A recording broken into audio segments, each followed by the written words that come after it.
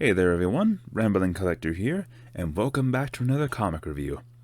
So now, for the subject of this one, we are once again going to be diving into DC Comics like we did yesterday with League of Extraordinary Gentlemen, and we're going to be talking about Justice League, Gods and Monsters. So, this is actually a movie as well as comic that I have heard plenty about, but did not know anything until I finally dove into this one. And let me just say, as an Elseworlds timeline with a unique take on the Justice League, especially on Superman, Batman, and Wonder Woman, I thoroughly loved this book, and I found it deeply refreshing. This is exactly why I love alternate worlds in comics, or even just like Elseworlds, as you would put it, because it takes a spin on the formula and changes up characters that you know well and love, and it changes their origin. It gives them a different, unique character and makes them altogether new, despite them being the same person that you grew up with. And this, especially, Gods and Monsters, takes a very nice turn on it, with Superman being not the son of Jor-El, but instead the son of General Zod. Batman being not Bruce Wayne, but Kirk Langstrom, or as we know him in regular comics, Man-Bat.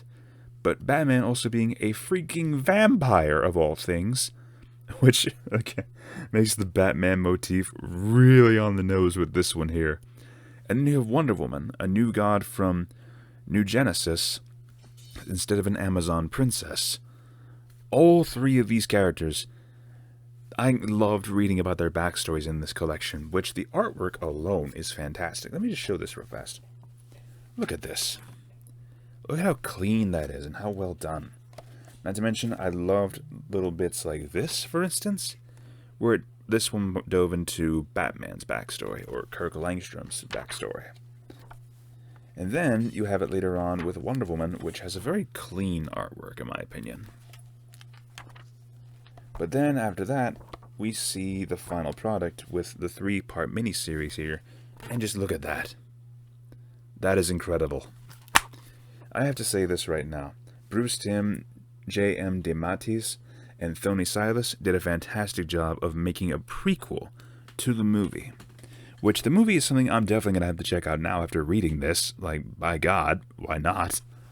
But again, this offers a unique turn with our three main trio having different origin stories. It changes the formula, and that is something that I deeply love when it comes to comics and unique takes. It changes the story. It makes it fresh. Or I should say, it makes it refreshing. And it is altogether very well needed, in my opinion. I've seen a lot of comics where it's like, let's take this spin on this classic character, or let's do this or that. Or it changes the story of a main character while still sticking to the main formula. That's why I love bits like this. But if you were to ask me which one of these was my absolute favorite to read, I would say it's a tie between Superman and Wonder Woman here. Because with Superman, him being the son of General Zod, therefore being more willing to commit violence, like this dude will walk up into a mob of gun-wielding crooks, stand there and tank all of their bullets, and fry their faces off with his laser beams. Yeah, this Superman does not play around. Not to mention, he was also raised by Mexican immigrants moving into America. Kirk Langstrom, not a rich playboy, or with vast amounts of technology. He has superpowers and vampiric cravings for blood, and he hates himself for it. And Wonder Woman simply has a heart of gold and is simply trying to find a peaceful paradise after experiencing so much blood, death, and violence, and after dealing with New Genesis as a new god. And I like the fact that you can definitely tell that Superman and Wonder Woman in this continuity definitely have some good chemistry there. Unfortunately, Superman has too much of an ego to actually acknowledge that he cares for her, even though it's blatantly obvious.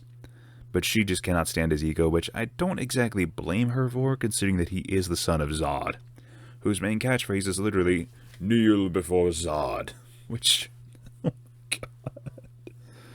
Anyways, but again, I loved this little tailspin on it, and now I'm honestly keen to check out the movie to see what happens there, because this goes into how it went into their individual backstories, how they became who they are, as well as, of course, how they wound up forming the Justice League after a recurring villain known as Dr. Psycho keeps popping up, creating these powerful drugs or hallucinogenics, but also altering body chemistry to try to create a new human being to evolve past their normal states, to become super, like our three heroes here. But ultimately, this is more of a Wonder Woman villain, with especially Dr. Psycho. Having him as a unique take with the Wonder Woman prequel and then having him pop up again in Genesis was really fun. It was a way to kind of tie in both stories and kind of point out how these two know each other, because they have a history with Wonder Woman essentially being involved in the hippie movement of the 1980s. And honestly, that was a really cool twist, in my opinion. But, more than that though, we see that Wonder Woman is definitely the optimist of the group, desperately trying to hold on to some form of peace or hope. But at the end of the day, she is still prone to violent tendencies, especially when she's around those two, who are not afraid to kill in order to save lives. Especially Superman, he definitely has a ruthless streak after traveling the world, or seeing both the good and bad of humanity. But he's now willing to effect the change, even if it's a more brutal fashion. And we see that with Lois Lane being the one to chronicle this whole story of how this Justice League was formed. And we see her thoughts, wondering why exactly these three came together, where they came from, what their origins are. But more importantly, why they are here, and how long will they be able to play hero before committing to becoming monsters. And that is a recurring question here that we see here, how these three are revered as practical gods or monsters in some cases, especially with Batman. Kirk Langstrom, unfortunately, is a vampire, so he has to feed on people even if they're criminals. But by doing so, it makes him come across as very monstrous, in a sense. Superman has all the abilities of a god, but he is not concerned about with not causing massive property damage. He's not afraid to hold back, like Kal-El would. But he is not afraid to commit violence in order to solve the problem. As for Wonder Woman, she will constantly look to try to solve it peacefully, but ultimately will resort to force when necessary.